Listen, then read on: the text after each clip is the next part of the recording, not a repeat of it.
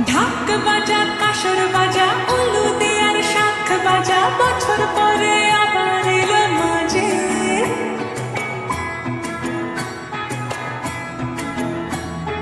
পুজো পুজো